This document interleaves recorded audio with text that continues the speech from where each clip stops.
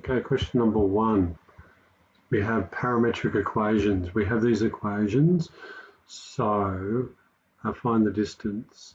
I've used the distance rule. It's at how far away it is from the origin.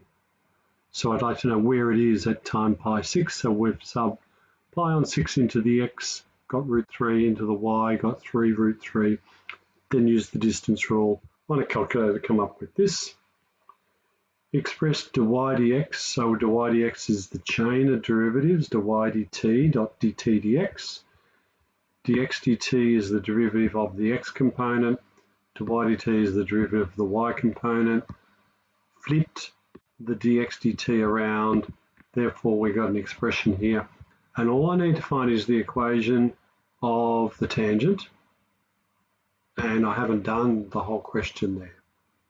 Yes, I have. The derivative is equal to 0 because the sign of pi is 0.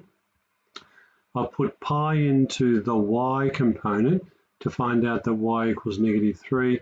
Therefore, the tangent is a horizontal line because the gradient is 0. And there is the equation of the tangent, y equals -3. Over the page, we're asked to find the velocity at time pi. Take the derivative of the I and also the j, place pi in, and you get 4i. Velocity is a vector. Make sure that you don't just write 4, that you write 4i, include the direction.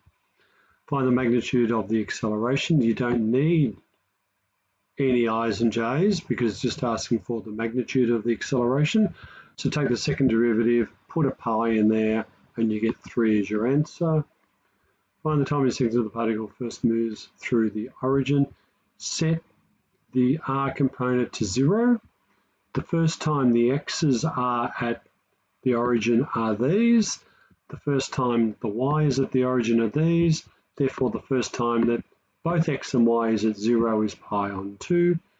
Express the distance as an integral and then find the distance. So we're going to use the parametric distance formula, and that gives me 1.804. That's question